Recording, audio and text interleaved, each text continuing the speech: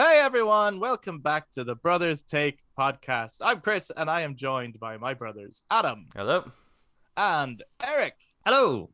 And in this week's episode, we are back in the room to talk about Uncharted 4 to kind of cap our Uncharted Discussion? Yeah, thank you. I forgot the word discussion. We have definitely discussed this one, though, haven't we? Oh, We we have. But Chris, discussed you this should get one. a better thesaurus because the one you have is it's not only awful, it's awful. I don't know why I brain farted, but my brain farted, and then I forgot the word discussion, and then I forgot how to speak altogether, and then I had an existential crisis. But yes, we are back in the room to talk about Uncharted 4, because we've been talking about the Uncharted series in the lead up to the launch of the Uncharted movie, which is now officially out everywhere. It's not only out in. Did we get it Ireland, before UK. other? Oh, we did get it before other. We got it first, yeah, but now it's out. So yes, we're talking Uncharted 4, and as Adam has pointed out, we have talked about this before. It was very early on in our podcast, originally in audio format only, but is now available on YouTube as well. I believe it was our favorite game of 2016. The monster is yourself was the original quote that we titled it. So some of the stuff that it is a good quote. Some of the stuff that we've talked about, we will have talked about before, but I mean, we've played this game many times since as well. So there could be new thoughts or new things we have. And plus, in that episode, we also talked about other games that were some of our favorites of that year, whereas this is going to be purely focused on Uncharted 4, A Thief's End. It's going to be a full spoiler discussion, like the other Uncharted games have been. So it's kind of with the thought process that you have played the game or are familiar with the game.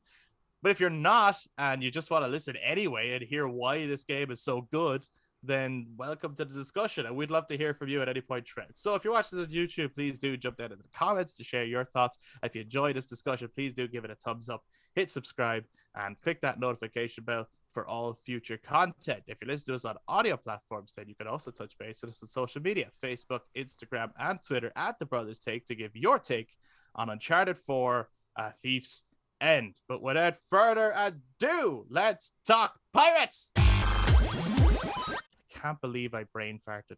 That happens okay, to man. the best of us, and the worst of us, and just to everyone in general, actually. It happens. You gotta go. Yeah. That should be the quote that opens. Yeah, it's like brain farts. They happen to the best of us, and the worst of us, and all of us. Yeah, you should definitely do that. Just put the text in at the beginning, and then start the video.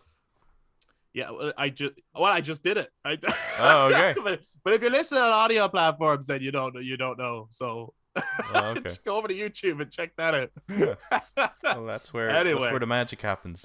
Before we jump right into Uncharted 4, Eric, I know there was a couple of things you wanted to shout out. Yes. Before we jump right into the discussion. I told you I had two things I wanted to say, but then there's actually three things. So, Chris, you got Horizon 2 Forbidden West. So that Horizon Forbidden West is out.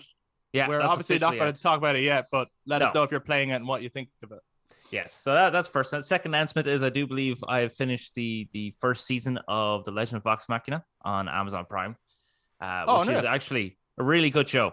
First episode's not great, but the rest from the episode 3 onwards, it's really good. So if you're into like a dark fantasy kind of animated show, I would give it a recommend and watch. It kind of reminds me of like Mary Shelley's The Modern Prometheus or like the Dracula story or something. That's the kind of style and tone of it. So it's very good. And the third main announcement is that yesterday, Friday the 18th, Netflix's The Cuphead show was released. Yes. Which was helped by a Irish studio called Lighthouse Studios and a person I went to college with called Helen Dixon, who works for Lighthouse Studios, worked on that show. So I would like to give just a congratulations to her and that team on their work, because I watched the first episode and it's a very well made episode. Very well made. It's the animation smooth while staying in touch with the. All right, so it looks same great. type of animation as the game. Yeah, same type of animation. Yeah. I saw the trailer up brilliant. I didn't know that the guys from Lighthouse were involved, so that's really cool. Yeah, not that she's gonna watch this or know that we've given her a shout out, but well done, Helen. Well done, Helen. Feeling the team. Tap on the back. Yeah. And I suppose one last thing then around the world of gaming and entertainment is this might be of interest to some people and they might not be aware of it, but if you have a PS5 or an Xbox Series X or S. So if you have a next-gen console, there is now a free trial version of the next-gen update of Cyberpunk 2077. Yes, I've downloaded it. I haven't tried it yet, but I have downloaded it. So you get do you not just get the next-gen version anyway because you own the game? I don't know. Maybe. I would have thought so. But anyway, so if it's a game where you're like, I heard so many bad things about it and I don't know if I want to jump into it, but there is a 5-hour trial version if you want to see what is the game all about. If anyone wants to download that, but you only have until March 13th, I think it could be. I'm not sure, but maybe just double check that. I know it's some date in March to actually download it and give it a go. It's from the beginning of the game, so from your character creation. And then you have 5 hours of nothing's restricted in the game, so do what you like. Like I just imagine someone's like, because you know what those character creations how long they take, and it's like, you can spend the 5 hours doing that. Yeah, it's like, your time's up. What? I haven't even finished tweaking his ween. Yeah, I always thought that was weird that you make a character so detailed that you barely see. But it's very annoying. Yeah, but anyway, you know what you look like. That's all that matters. You spend your 5 hours doing whatever the hell you want. Right now, though, we're going to talk all things Uncharted 4. Thief's End. This game, I think, did a lot of things different to Uncharted 3 and 2 and 1 in terms of adding new gameplay elements. It kind of freshened up the gameplay a little bit. So just from a gameplay standpoint, I'd like to start there. There's a couple of additions. What did you think of the gameplay in Uncharted 4? Smooth. Yeah, it was great. Criminal. It's like, obviously, it's there's Last of Us in between, so that inspired the gameplay quite heavily. The introduction of the stealth, I think, worked really, really well here. The hiding in the long grass and things like that. Because, obviously, crouch mechanic was always part of it, so there was a bit of stealth anyway. You know, Uncharted 2 introduced it as part of the museum section, so it was a natural progression. And then you had the grappling hook, which just makes everything just so much. I think it was probably maybe overdone a little bit, but just in but in terms of gameplay, it's super satisfying. It's great because you have those sweet lands where you knock someone out as you fall on top of them and things like that. And it made the multiplayer much better as well. Yeah. Which is something we haven't really talked about with the other two, is the multiplayer. That's true. I didn't really play the multiplayer, but a little bit of 3, but 4 is where I really got into the multiplayer side of it. Yeah, I think the multiplayer is at its best in Uncharted 4. Actually, I think that's a good point, and I suppose that speaks to why we haven't brought it up in the other ones. Actually, whereas this is the first time one of us have brought it up, is that it was a notable improvement in this one. Yeah, great way to keep in shape. Eric, thoughts on the gameplay? Sure. This is gonna be one of those episodes where I go on for an hour rant on Uncharted 3, and then this one's just like, oh yeah, it's good, man. That's it. It's amazing. There is huge improvements. The grappling hook is a great addition. One thing that stands out to me that I really liked, and it's it is quite minute, but it just made a difference of realism and smooth animation, which was in like all the other ones. If you're hanging on a wall or a ledge or something and you want to get to the next ledge, you have to jump. No matter how close the ledge was, you have to jump to it. While in this one now, it's like you can just reach and you'll just grab on automatically and then just go, and so you can actually climb it like an actual kind of rock climber. And I just really liked that because it just made the whole thing feel more. And that realistic. Extended as well, didn't it, into the way you traverse the world a little bit. There's like open world. Yeah, there's like an, what do they call it? Open linear approach. Again, kind of came from The Last of Us a little bit there. Didn't it? Yeah, there's like lots of open areas. Because again, when you were talking about how there's the tall grass and the sneak and stuff, like there was areas when you're on the island, you could sneak around this way or sneak around, like you can circle around. You can go about different ways. You don't have to take on the enemies. You can actually just try to get past them and get on with it and stuff like that. And that was that really I appreciate. Nice really nice improvements and stuff on it, and just that you can tackle it your own way while still making the story linear. So you still get from A to B and rock climb over C and vault over D and then jump over across E and all that, right? But it was just very nice. You're not going to finish it out? No, I want to hear the whole alphabet. You punched F and you can actually drive G. You slide down G. No, was that drive G? Slide down. I forgot the alphabet. I've had a brain fart. I forgot the alphabet. What? All right, everybody gets one. I had a brain fart. You've had a brain fart. Adam, you're gonna get one at some point. Yeah, So Chris is the I'm pretty best sure I of get us. one every episode, though. You are? I get one every episode. A brain fart? Yeah. They happen, man. Yeah. Sometimes at the worst times, you know. Sometimes that you just want to introduce an episode. They just happen. And the other things actually I like that when it comes to the gameplay, I suppose, would include the spectacles. Glasses, you know. Yeah, when Nathan Drake puts on those spectacles and his eyes get all anime big because of the magnifying glass, just top notch stuff. Do you mean the set pieces? I mean the set pieces. I mean the cinematic moments. Like yeah. So like 3 had great ones with the plane, but they kind of went a little too much. It's like, oh look, you're here, and now the church is the chateau's burned down. Oh, you're here, and now there's a ship. Oh, now you're here, and there's plane. Oh, now you're here, and there's the castle and stuff. But with this, it's they brought it back to being somewhat grounded, obviously in Uncharted world grounded. Yeah. But still being epic, still being amazing. Like the moment when you're in the auction and you jump onto like this, or you get kicked out of a window by Nadine, you land on the flag, you end up swinging across the flag, you crash through the window, and then you're just into cover and you just get a gun. Like that is like really cool. Now it's not jumping out of a fucking plane, like, but it's still the way it's done, the way it's the camera work and everything it's done is just really cinematic. Or of course the driving on the motorbike away from the truck and you're shooting at it. That's a great convoy chase. I think a lot of difference is that with the 1 to 3, it's like the cinematic moments are big explosions and something huge and spectacle.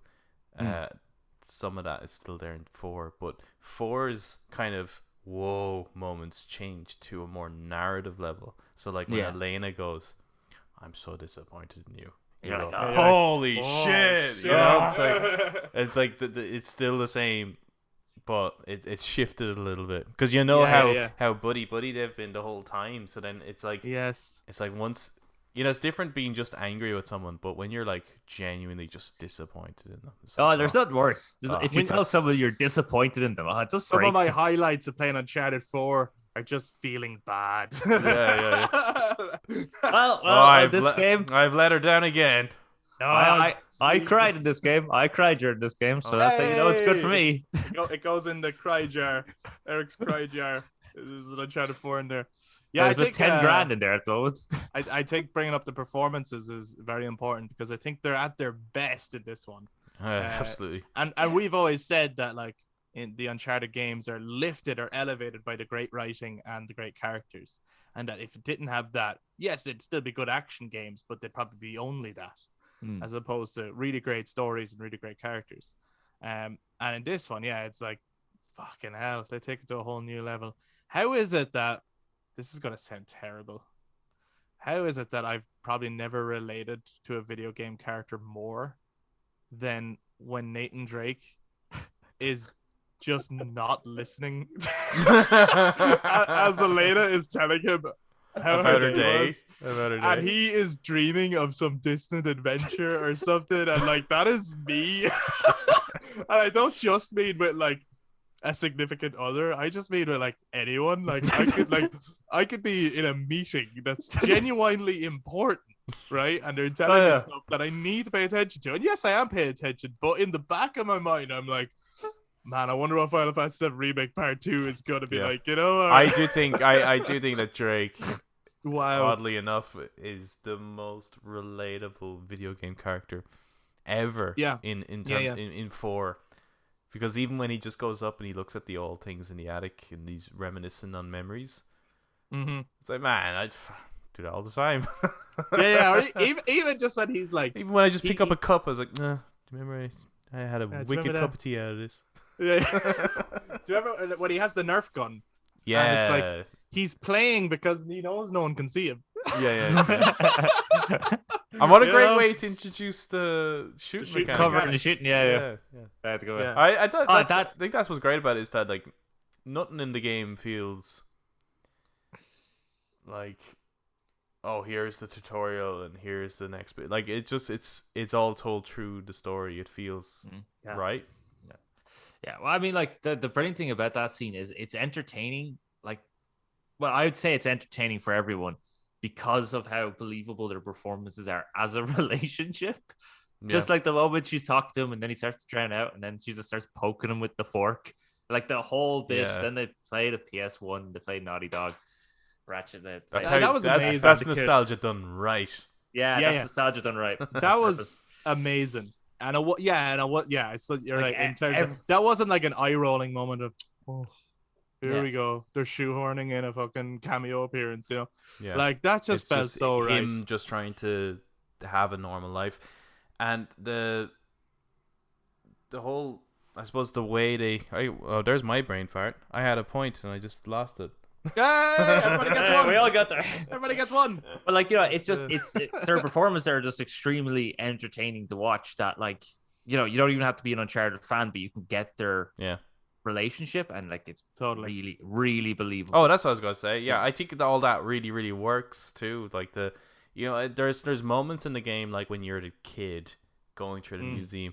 I think they're actually kind of born to play, and they were born to play the first time, and all like any other reruns through the game, those are sequences I don't really enjoy. It's cool getting the story and stuff like that, but they're not fun to play. Whereas doing the house chores or like oddly that's fun to play through. And I think the reason for that is because we have an expectation based on the title of the game that we're going to miss out on this opportunity later on. Yeah. And I think that's why that really, really works. As opposed to going back when he's a kid, it was like, well, I know where he ends up, so that's not. It's not knowing where the character's going to go, and I think that's why just the normal, everyday, mundane things are kind of fun to play through. Yeah, you've changed, man. You've changed. So I suppose with the what you're alluding to there as well, with the title and the like artwork on the box and all the trailers, the marketing, they're obviously alluding to the possibility that Nathan Drake will die on this adventure. At any point, did you think that that's how this story was going to end? That this would be Nathan Drake's? Absolutely. Leading up to his death. Yeah, I thought this was going to be. Yeah, I did think it was going to be his end, and I didn't want that to happen. I was like, I wish they would end it in another way. And then they did. We told you it was a spoiler. Yeah, they did, and it was beautiful. And it is beautiful. It's really touching. Yeah, it shouldn't work actually, but this is the ending that I think No Time to Die should have had. Oh, I get you. Yeah. Okay. Spoilers for that too. Yeah, I think No Time to Die kind of went in the direction that they feel like that's the way that you would expect it to go, nearly. Yeah, that wasn't subverting expectations at all. In fact, because they were kind of hinting at it. Whereas with A Thief's End, the game is really graphically, and the actual mechanics for it. Like when you're in Scotland, and they just like you could step on there's those kind of rock slide moments. Yeah, and, you have to. You don't like you do have to always slide down them, but. If you just go to step on it and then like a rock falls and it kind of knocks other rocks, and just the way they kind of all tumble down that hill is there we go, that's the word, physics. The physics of this game is great. Well, this graphically and physically, this game like started pushing the limits of the PlayStation 4. Yeah.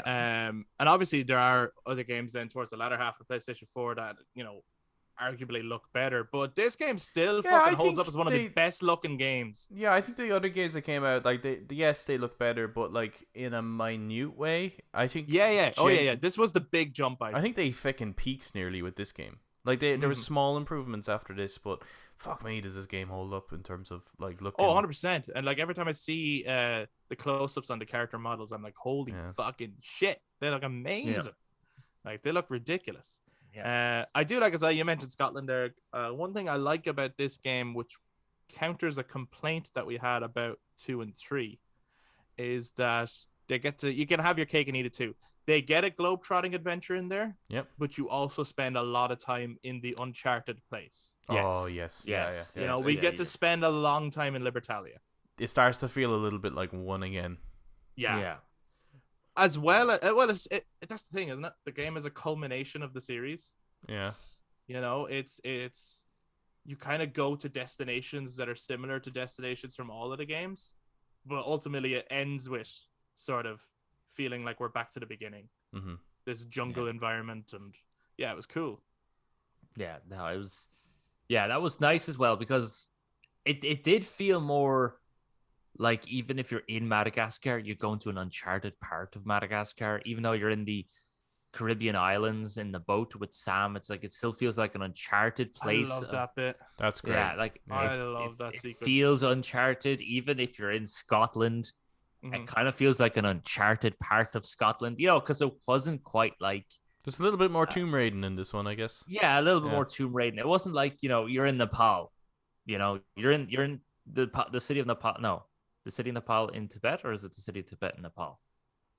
Anyway, you're there. You know where you are. It's charted, right? Like Uncharted 2 and Uncharted 3, there's an element of like you know where you are, so it's slightly charted. But with the other places, like it's just a kind of general area. There's the general area you are, but you have no idea. So it just has this sort of Tomb Raiding experience. That's someone else talk now. Thank you for that, Eric. I want to hear some more from you. Right? No, but I think one of the appealing things about the last two games, right, which is one of the criticisms as well, is that they're kind of action games first and then adventure games second. Yeah. And this one, I think, successfully does it the other way around. I think it's an adventure game more than an action game, even though there's great action, there's great gunplay, there is great action sequences throughout. But even by having more stealth, there's even situations where you could sneak your way through and skip an action sequence because it's not about the fighting, even though the fighting is great. It is more about the adventure this time around. It's not about flipping off Lazarevich and getting back at him, and it's not about, you know, killing Marlowe for, I don't know, whatever she did when you were a child. It is about finding this treasure with your brother, who of course is the new main character brought into the series. And we said this before, but given that this is the dedicated Uncharted 4 episode, it's worth mentioning again. He should not work. No, it shouldn't. None of this should work. This introducing a brother like it's the 5th Fast and Furious movie or whatever it is, and suddenly Vin Diesel has a brother character who comes in and is like, oh, he was my brother and I never talked about him. It shouldn't work. But fuck me, did they pull it off? like I remember even in the marketing when they said there was going to be a brother, I didn't like it. I was like, that's bullshit. That's bullshit because they never mentioned him before, and even Marlowe pulls up a file in Uncharted 3 and says father sends son to orphanage. You know, it's clear there that it's like, okay, so yeah, there was no brother, so you can't just add a brother in. But now I can ignore that little document because the brother character is so good. It's ridiculous. Yeah, no, and well, I suppose it works because they kind of established that Drake has lied about his past before anyway.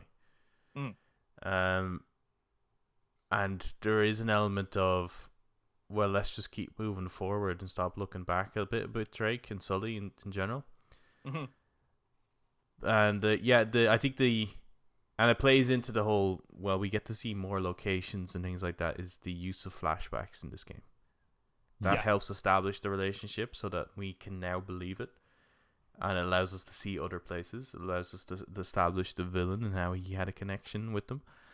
So I think the uses the flashbacks in this works really, really well. Which 3 is probably the first one to do flashbacks, isn't it? Yes.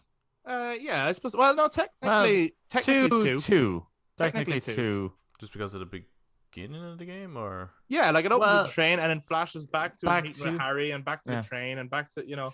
So technically that introduced the flashback mechanic. But the third one was the first one for flashbacks of his childhood that you actually played. Like genuine years in a difference. Yes. Yeah. Definitely. This game does do an interesting thing that Uncharted 2 also did, which is opening at a sequence later in the game. And then coming back So kind of, and then it goes back to the childhood, which is what Uncharted 3 did. So it kind of plays on what the other Uncharted games did. However, I must say, disappointing opening shot for the final Uncharted, which is just the like window of the boat. I didn't like the opening not a good of the opening game, but I did like when the music kicks in. It's great. The next, the bit after the kind of title card sequence, I think is one of my favorite moments in the Uncharted game, which is you're exploring, you're diving. So it's like the first one again. Oh yeah, that's fucking cool. And then it reveals actually he's just a salvage dude. Just, no, amazing. This is a river. Yeah, that's good. It's cool. Yeah, and it's great. Like we get that time with him having a normal life. And like, this is amazing. Like, I think I ought to play a whole game of this. And then of course when Sam comes in and just ruins his life and takes him on an adventure. You're like, no, I'd also play a whole game of this. This is great too. Yeah. Like I'm not complaining. I'm happy to go on this adventure with Sam. Sure. I like that Sam is the older brother, but Nate is the mature one. I relate. Yeah. No, John. I suppose because of her relationship with, or his relationship with Elena, the way she has made him grow up. And it's true that adventure with Sam, does he realize actually Elena's been right all along? This is crazy. I can't put my life on the line for a piece of gold. Like, this is just mental. Yeah, and they actually have a moment where, like, so in the last kind of 2 games, Sully has had moments with Nate where he's like, oh, I'm getting too old for this. Yeah. Like, what are we even doing here, Nate? You know? Yeah. And in this one, and Nate's always been the one like, come on, you know, let's go, let's do this. And in this one, Nate's fine. Like, there's a moment when they get to Libertalia. Sam is just eager to go and like, let's keep going. And Nate actually sits down and hold on, like, what? Let's just like, what the hell are we doing here? Like, you know, there's people trying to kill us over this. Like, this is ridiculous. And I just think the reverse works really well for the final Uncharted adventure. And whether it had been a brother or some other character, I think they kind of needed, after doing the last 3, and at some point some of the story beats getting a little repetitive, they needed that change of pace where Nate was finally kind of faced with someone who's like him, and he's kind of trying to speak reason. And then, of course, the big fucking reveal that his brother conned him into this adventure. Yeah. I think as well as that it kind of shows Drake's motivation throughout the series. This one does, where perhaps he's really only going on this adventure to feel a connection with his brother, or even out of guilt. Possibly guilt. There's a sense of like, oh, I left my brother to die. Yeah. And maybe like every time he has, like, it does put like this is why 2 doesn't really fit in for me, like on a motivational story level. Really? Because I feel that it's like, okay, so yeah, the other 2 might be more personal in terms of like those feel right? like things that Sam probably wanted to do. But the way I looked at it was that it's nearly like, so he tried to have a relationship with Elena each time. Yeah. But he kept having like those moments that they show in this one, where as having a normal life, there's that itch in him where he's looking at it and he's going, nah, Sam would have wanted to go there. Like, sure. Sam would have done this. Sam would have done that. So to me, it doesn't matter what the adventure is. Okay. Even, some of them would mean more, but to me, it's like, oh, no. Like, something about Marco Polo? Oh, fucking Sam would want to check this out. Like, this is... Sam would love this. Sam would fucking kill Check for out this. that boulder. Sam would love that boulder. Sam would break into a museum and steal this lamp. Like, he would do it. You know what I mean? So in that sense, like, to me, it didn't matter what the adventure was. It's just that he feels like he has to go do it. Sure. You know, there's just that drive. Yeah, sure, you're wrong, but whatever. I mean, like, well, it's more like, I think if you take it as the series, the way it's presented, it's very clear that the first one, the third one are more personal journeys. That's my point. Yeah, no, totally.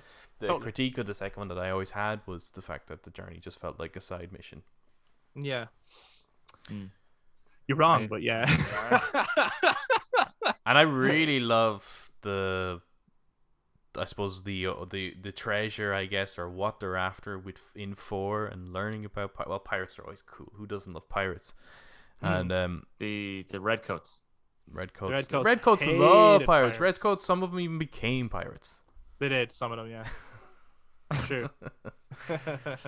Yeah. They abandoned their post, became pirates. No, I do. I think Libertalia was a really interesting place. I'd always guess what the next Uncharted might be about, and they would always come out with something that I didn't It's expect. always not Atlantis.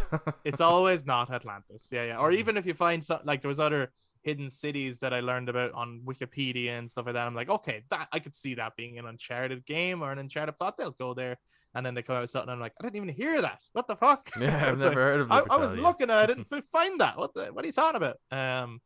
But it's cool, and also like, you know, they always pick a very fitting quote that does fit into the story. And this one's very simple, but I'm a man of fortune and I must seek my fortune. Mm-hmm. If that's a real Henry Avery quote, it's so fitting to both Nate and Sam. And the villain, who I think in this one, arguably, is the best villain in the series. Better than Navarro? No. Come on. Well, there's nothing better than this is my personal take. Not knowing who the villain is, and then all of a sudden, like, who's that guy? My personal take, Rafe is the best villain in the Uncharted series. He's a very good villain. He's very James Bondsy. Like the whole auction scene is very, and he's very Fast and Furious. I could see that in Fast and Furious. You know what? Actually, Fast and Furious probably are going to find a fucking treasure ship. Show you what they're after. He's I just like that he's the polar opposite of Nate and Sam. Mm-hmm. Yeah, like he came from a rich family wanting to buy his way into treasure hunting, as opposed to a poor family or no family working your way up. Yeah, I suppose there's a bit of a 006. I know there's another Bond reference there, but it's like if you take the Drakes and make them the worst, then it becomes Rafe. I do love him as a villain. I don't know if I call him the best one, but he is great. Who is the best villain in the series? I do like I like Marlo. I think Marlo's the best. There's just something about her and the how kind of scary she is without having to do anything. You know, like in just her performance. Rafe is too reliant, I think, on where he can spend his money, I guess, which is Nadine and her military force, which is a part of the game I don't like. Yeah, and we'll get to that next, I think. But I like how unhinged Rafe really is. Like, I like the bit where he's like, hey, let's negotiate like civil people. And then he just shanks the fucking guard in the jail. And they're like, are you crazy? He's like, you want to find out? It's like, no. No, I don't. Like, what is wrong with you? And then I suppose at the end, the sword fight in the burning ship as the fire's around him, and his hair is disheveled and he looks nuts. Like, and it's like, this guy is fucking crazy. And it's like, he has probably spent more than this gold is worth looking for this gold. But it's not about, that's what I like about him. Is not actually motivated by the wealth of it. I don't think he's looking for like monetary value. I think he wants to earn something or find something for himself and be remembered for that, rather than the guy who just inherited his father's money. I think he wants to be the guy. I found Avery's gold, and it bothers him that he needs the Drakes. That he's not good at this. Like, I like all that. I think it's really good. And it nearly fucking drives him angrier that he has to admit to himself that he needs Sam, of all people. Yeah. Who he thought was dead. So he's fucking pulling his hair out for the last however many years looking for this treasure, Eric, who do you think is the best villain in the series before we jump over to Nadine and Shoreline? I mean, I like Rafe. I would actually, unfortunately, I would put the Uncharted 3 villains kind of at the bottom for me. I didn't ask you that. Yeah, that's not what I asked. I know. You don't have to step on me like that. I don't know. Why are you making this personal? Yeah, well, you know what? I'm just going to step on your board. I'm going to say Lazarevich is my favorite. I think he's so cool. Is he? Him or Navarro? Really? Actually, yeah. Who the fuck is that guy? I didn't even know that was a villain. Honestly, if you put up a poll online and said, who's your favorite Uncharted villain, you put Navarro in there, people are going to be like, who the fuck was Navarro? I think a lot of people would probably consider Gabriel Roman the villain of Uncharted 1, although Yeah. Yes, it would change to be the backstabbing Navarro, but Yeah. the guy with the most on-screen presence and the guy that you Yes. are invested as the villain is Roman. But that wasn't the question either. The question was, No, who I'm do you just think is stepping the on best, him now. So who's the best villain in the Uncharted series in your opinion? And that could even be Ramesses the fucking pirate. You know, it could be anyone. Actually, Eddie. Sorry. It's Eddie. Eddie Raja. Sorry. Okay, I'm gonna step on you less, Adam. Actually, Ramesses is at the bottom. Yes. That of makes course. sense. Ramesses is at the bottom. I'm a nice guy. It's like, fuck off, Ramesses. Actually, now that you brought up Eddie Raja, I really wanted. That's one character I wanted a cameo from in the prison. That would have been great. Yeah. Not a huge interaction, but just a quick. This is where Nate first met Eddie him. Raja. Yeah, like that would be good. Even if that was the guy you're fighting at the start in the kind of setup fight, or or if that was one of Eddie's guys or something. Eddie actually helps you. Yeah. It's like you owe me, Punta, something like that. And you're just like, oh, this is great. But yeah, because I remember even when I was playing it, I was looking around going, I wonder if Eddie is in here somewhere. I was the same, yeah. I was like, surely they're going to make a reference to one here. It would have been a nugget. But anyway, now let's jump over to Nadine and Shoreline, who you mentioned, Adam. You didn't really like that element. No.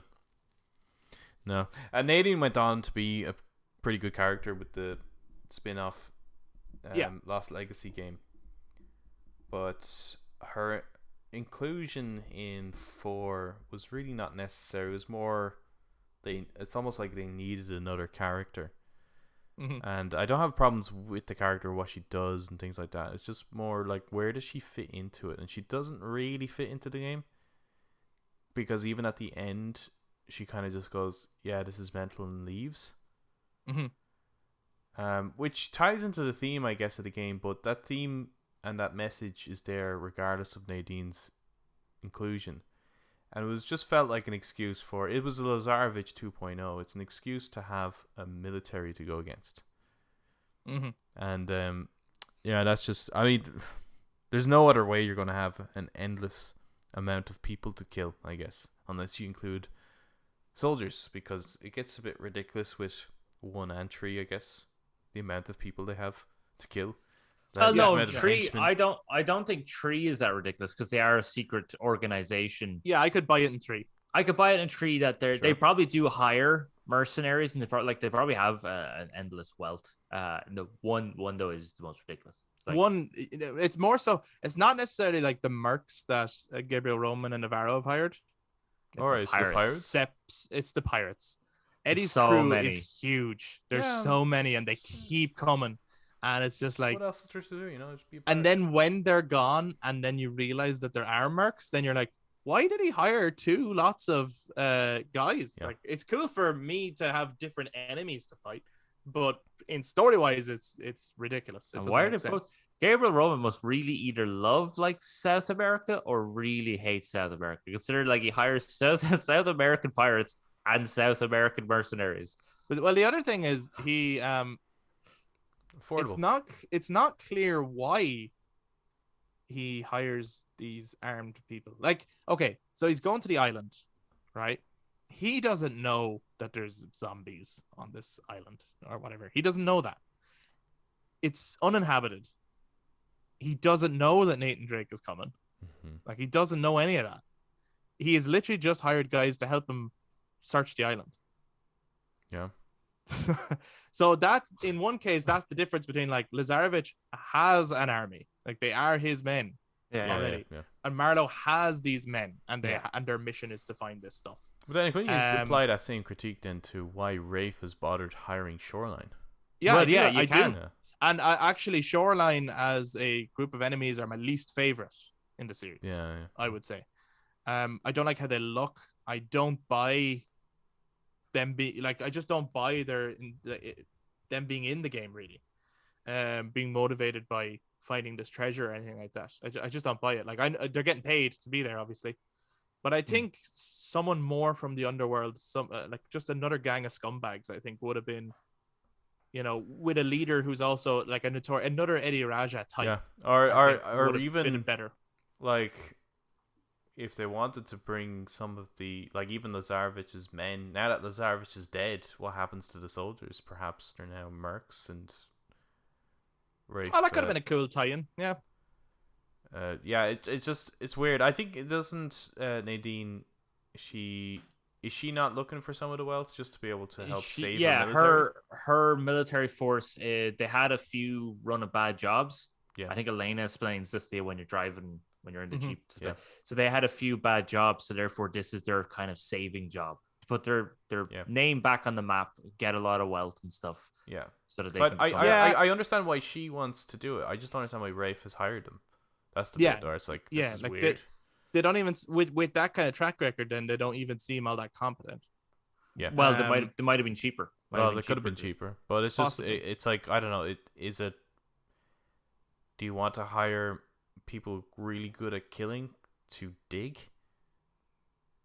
Yeah, no, that's why don't you just like hire a fucking construction crew or something? Like, yeah, where's Alan Grant? Where's Jeff Goldblum on this? Like, get the crew from Jurassic Park in here. Yeah, Why you getting? Yeah, because like, you don't want to be damaging shit. Well, I suppose they have got blown the up TNT, a fucking dynamite but, and shit. Yeah, you know that excavation teams use TNT anyway, so I just don't understand why you need a military.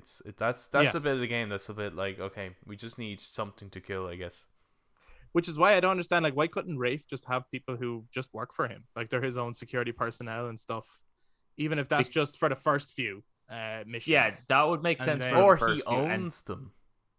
He owns Shoreline. As in, he has where he has spread his wealth across places. Like, one of them would be a private military company that he bought, maybe. Like, that's simple. Yeah. Why not just do that? That is simple. Why not? He just owns it. Yeah. But then I want to say though, who probably works in the PMC, is probably like, when she sees it, she leaves it. Now she's kind of turning her back on the PMC to go off and help Chloe. Yeah. I do like Nadine as a character. I do want to say that, but she does. I agree that her involvement in this does seem like that kind of MCU style thing of like a character who's being set up to have their own spin-off. Yeah, I think she's better in The Lost Legacy. I prefer her in it. She's a better character. Like, I like the her and Chloe team up in Lost Legacy. I think that really works. They're a good dynamic because they're both very strong-headed and somewhat stubborn, clashing against each other. Which is they're very good characters. We haven't spoken yet about Sully's involvement in this game. We've actually spoken about all the other major characters, but Sully, might as well give him a quick mention. All right, he's been mentioned. All right, moving on. Why, you've got nothing nice to say about Sully? Come on. No, Sully's great because come on. Sully has also grown up in this. He's also trying to be the voice of reason, like Elena is for Drake. Mm-hmm. You know what I mean? He's telling Drake, go home, go to your wife. Me and Sam will do this. Yes. So he's not necessarily saying, he's not necessarily giving up on the game, but he's just going, look, you got it. You got what the rest of us can't have. So you don't waste that. Mm. Yeah. And then Drake is... Well, that's how Uncharted 3 ended, wasn't it? Sully had been minding the wedding ring this whole time. Mm-hmm. And, gave it back to Nate at the end and was like, let this go now. Move on. We did it. We got rid of Marlowe. Your sick Parvis Magna ring is gone. Let the past be the past. It's time to move on. And then with Sam disrupting that, and yeah, I do love the moment where Nate goes out and makes a phone call where he's fucking lying to Elena, and Sully is just like telling Sam, it's like, it took him a long time to get out of this. Yeah. And it's I think from the get go, Sully doesn't trust Sam. He hasn't pegged better than Nate does. Like, it's like that Sam is Nate's blind spot, but Sully is like I know your type. Like, I'm not. You can't swindle a swindler. Yeah. So yeah. That's a good sequence. That's a really great sequence. Well, when Elena leaves the motel and Sully's trying to get him, like, go after her, and he's like, you know what, Sully, be useful and you go after her. And it's like, no, that's not what you're supposed to do, Drake. God damn it, man. Yeah, don't push Sully away. Don't push Sully away too, you goddamn dick. Yeah, his involvement in the story is like enough as well. Yes, yes, he's not. Because he is a lot older, that he can't be doing the whole jumping and climbing and stuff that he was doing in the other games. Mm-hmm. And there is a bit of a but my new friend's here. I've had my time with you. I'm gonna hang out with my new friend. But I also like the reverse of that as well, is that Sam isn't crazy about Sully. and he's kind of annoyed that Nate has had all these adventures with Sully. Yeah. You know, he's kind of he's jealous. Like he's very jealous of what Sully and Nate have been through and how Nate looks up to Sully and not as much to Sam anymore. Yeah.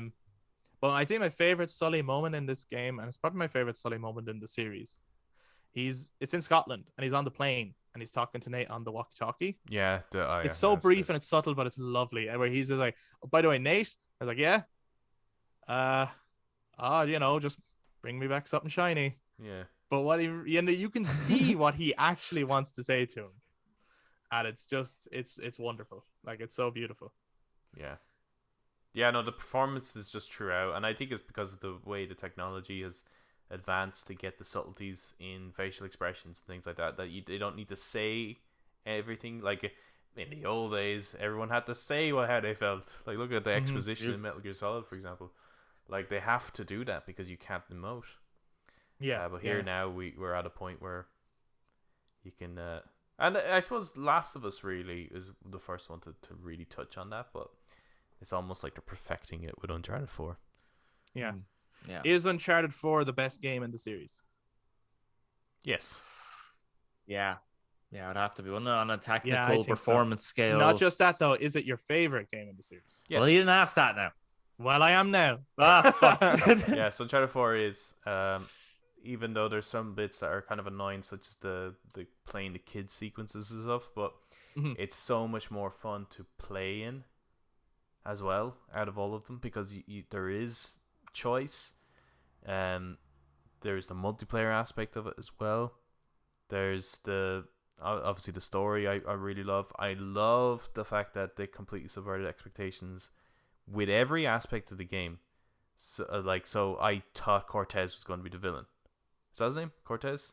Not Cortez. Oh no. I know who you mean though. And the cartel chap, the guy in the prison. He's actually a great character. Is his name not Cortez? No, Hector. Oh, I'm sorry. Yeah. Alcazar. Hector Alcazar. Yeah. That's the guy. Yeah. Like, you think he's the villain. You do. He's not. Yeah. You think there's going to be monsters. There isn't. You think that he's going to die at the end. He doesn't. Like, I mean, this thing has like just twists and turns the whole way through, and it's great, and it's really lovely how it ends. Mm-hmm. Yeah, it's really nice how it ends. And I do like what you were saying there about Hector Alcazar, actually mentioning that for a moment. As a player, we buy Sam's lie because we play through his lie. Yeah, and he. So that's a wonderful way of putting like that into the player's hands. He feels like a proper Uncharted villain too. He does, and you're like, oh yeah, and he seems so scary. He seems way scarier than Rafe. Yeah. That it's like, okay, we have to fucking save your life. Yeah, for sure. So yeah, no, I totally. And the fact totally that like Drake knows Hector Alcazar. So when Drake is all like, yeah, I heard he died. He's like, what? He's not dead. Like even Drake's afraid. So it does build upon the layers of this character and the layers of the lie. But that's sometimes how lies work. Is the bigger the lie, the more believable it is. Yeah, Eric. Stop dancing around the topic though. And what's your favorite Uncharted game? Now that we have spoken about all four of them, and I'm not leaving out the Lost Legacy, by the way. It's just that we're kind of focusing on Nate's journey. Or Golden Abyss. I can't really talk to that, to be honest. I haven't played it. But I suppose we are just we didn't mention it though. We are just focusing on Nate's journey. So it's not to say that Lost Legacy doesn't count. Lost Legacy is amazing, but we are focusing on the kind of quadrilogy, the main saga of Nate's journey. Right. Now the fourth one is great, but I actually think it is the least fun to replay. Oh, you're a psychopath. No, I'm joking. Okay. No, like because of those bits with the kids, it's really hard to do a full playthrough because those bits just aren't fun to play. Or there's the bits where it's like, you know where you have to go, you know what you have to do, and in all the other ones, you'd be able to just do that, and that's fine, that's done. You keep going on with it. So speed running is a lot easier than all the other ones.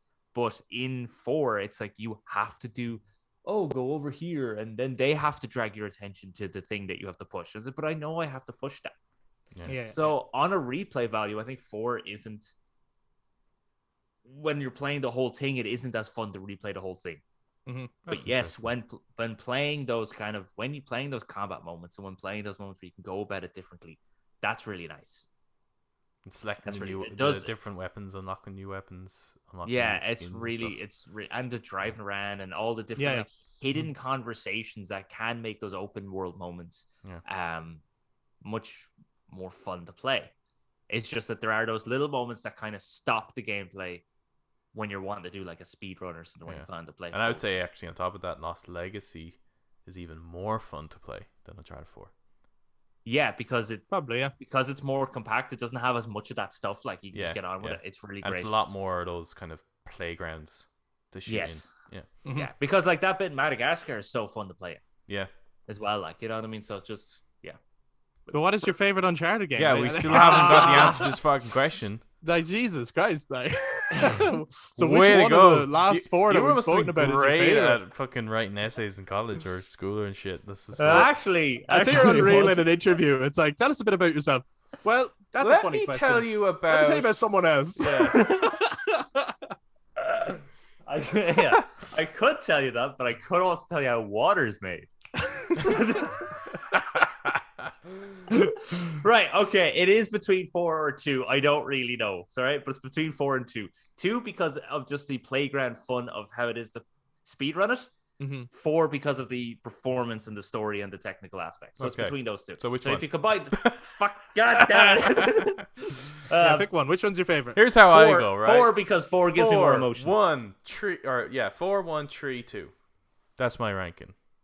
Oh, we're doing a ranking now? Well, I just helped them out. Let's not do this. Okay, but while you're doing the ranking, I said of just the 4, my favorite Uncharted is Uncharted 4.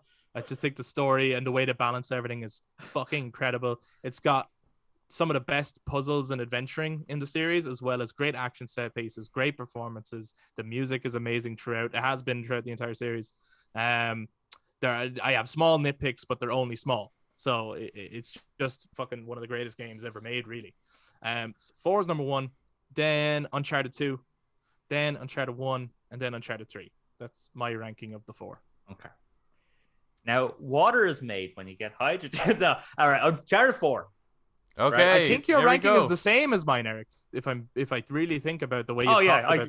Let's do that. Yeah, my rank is the same as Chris's. 4, 2, 1, 3. If I was to deduct, like you literally just said, well, it's between 4 and 2. Between 4 and 2.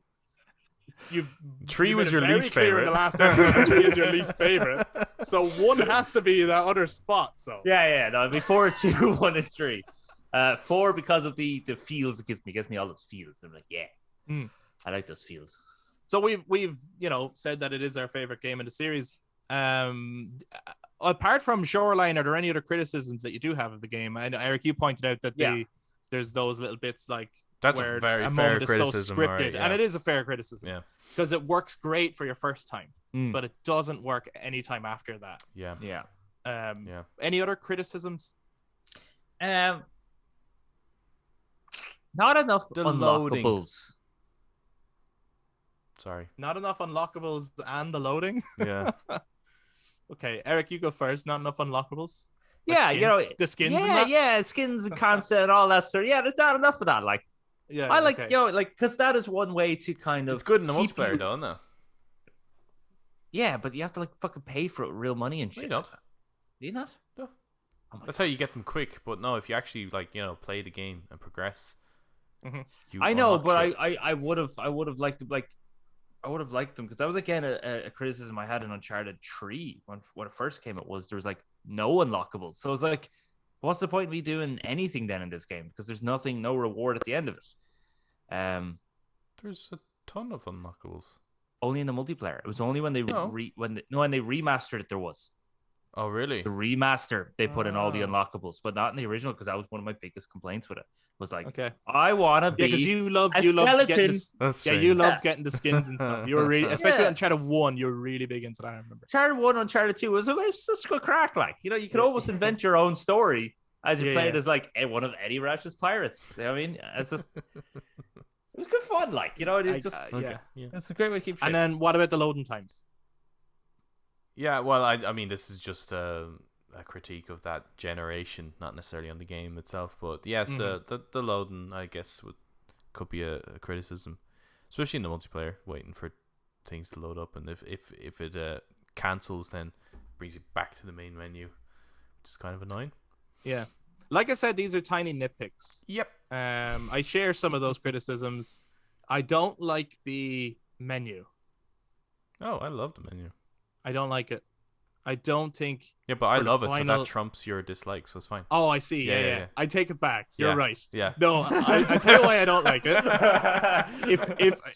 I'll tell you why I don't like it, if I may. Sure. Okay. I'll entertain the idea. Yeah. Sure. I'll dismiss that. I think it's just because it's the final Uncharted game, and the menu has always been like pumped, to like, let's go on an adventure, and it's the final one.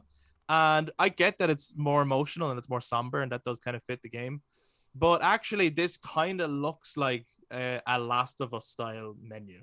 Like, it's just totally quiet. There's a skeleton in a cage. It just feels, it's like, am I about to play a really dark game? Which it's not. It's not really that.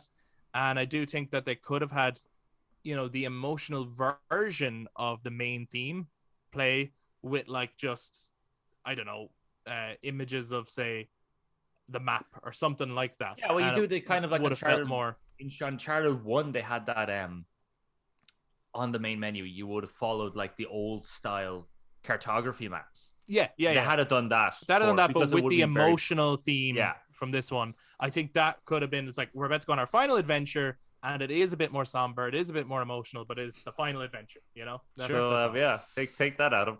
No. This is why I love it. You love it because it gives you nothing, and you love it because you love everything, because it's the only one. It's the only one out of all the title sequences. Maybe actually two a little bit, but I think with this one it really sets up. If you weren't sure what the game is going to be about, in terms of what you're after, this has it's a pirate in a gibbet. Is that what it's called? Gibbet? A gibbet, yeah. Sure, yeah. So okay, I'm after pirates. That's what I'm after. Like, it's got the Goonies all over it, right? So it's the only one that gives you that feel of adventure from the a little bit, because you have the kind of temple a little bit. I think isn't that the what's the menu I think for so, 2? Yeah, I think it's the temple with the multiple arms. Yeah. Yeah, it's that. So that kind of gives you, all right, so we're in kind of that area. Asia.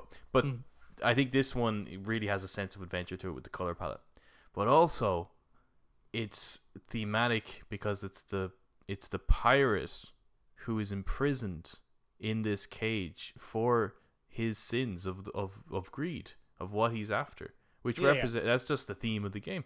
And it's the only one that does that. Spoken like a VisCom student or a VisCom, like talking about color palettes and all that. My only other criticism, which we talked about before, the last time we talked about this, and like, look, it's both genius and bothersome to me that there's no monsters.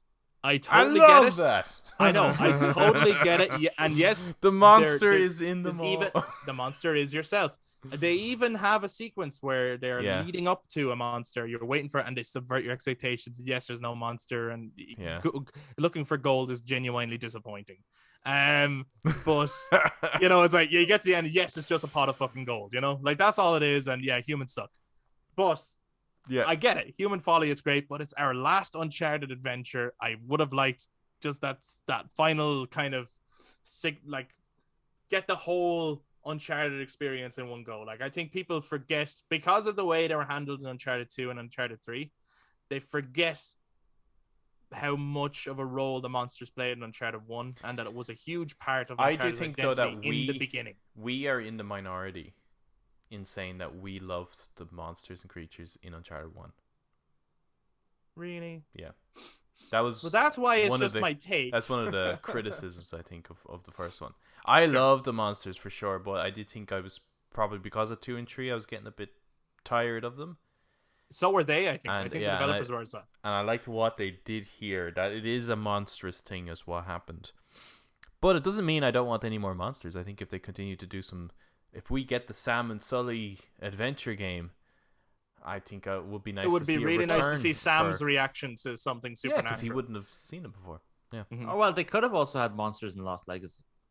They could have, yeah. They could have. I think they've abandoned that idea. But anyway, that's just like a minor criticism. What is your favorite part of this game, just as we're coming towards the end of this episode? Every bit with Drake, with Nathan Drake and Elena Drake. Yeah, just every bit with Nathan Drake. When Nathan Drake's in it, oh, it's amazing. Yeah, so good. That's pretty good. I like that bit. Do you like Nate and Elena's scenes? All their scenes. Well, their scenes are incredible. But the bit that I always like every time I think about turning on the game, especially if I was like testing out a TV or something, or when we got the PS5 or the PS4 Pro, right? When I want to see the difference between them, it's the bit in the boat with Sam exploring the island. That is just That's fantastic. Like when I go to Malta and I visit the little islands and the caves and stuff. Yeah. I'm like I'm in that section of Uncharted right now, and I fucking love it. That's my favorite part to play. That's the most enjoyable part of the game.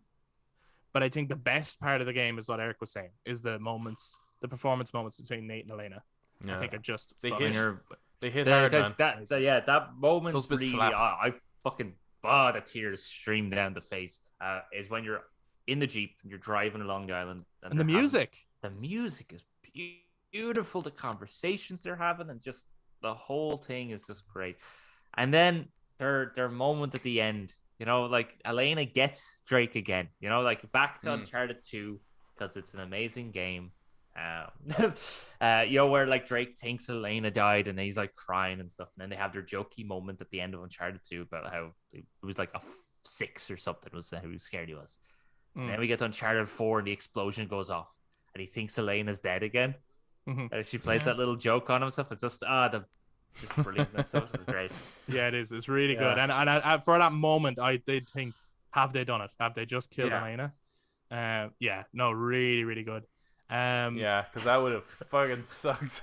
It's like it's things like that where it's that would have killed us. I just think killing off really well beloved characters is just not a good idea. Not always. Sometimes it is, but not. Yeah, not always. Just not for the sake of doing it. For the sake of like, if their journey, if it's like, okay, well, I physically can't go any further with this character, and I don't want to write them to a point where they end up dying, then sometimes it's a good idea to kill them off before you get to that point.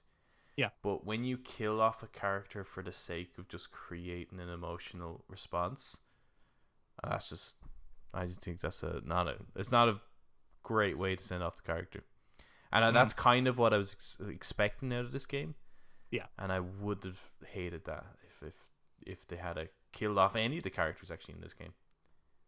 Well, speaking of send-offs, I think the right way to send off this episode and our Uncharted game series discussions is we have explained this before, but it's not like everyone in the world has checked out some of our earlier episodes or anything like that, so it is worth pointing out again. This game is where our podcast got its name from. Yes, it is. There is a chapter in Uncharted 4 called The Brothers Drake, where we learn about the origins of where they took that surname. And after that, we set up a Facebook Messenger group so that we could keep in contact with each other. I think Adam set it up, actually. The picture is still the art from Uncharted 4, and it's called The Brothers Drake, because this is one of those game series that we all kind of connected on. We connected with the adventures that Nate goes on. So it was a cool reference more than anything else. And then when we were coming up with the podcast name, I mean, we were trying out loads of ideas, and we were like, oh, fuck, everything that we could think of gaming related is taken. Like, someone has already fucking done this 100 times over. And then we're like, well, what if we called it The Brothers Drake? Because that's the name of our chat, and it comes from a video game. The reason we didn't go with that is because that sounds very much like an Uncharted only podcast. However, we wanted to talk about Skyrim. We want to talk about Skyrim in every episode. So then a play on that was The Brothers Take, where we would know where it came from, but it would be that we as three brothers can give our take on all the games that we love. So that's you guys where never told me that.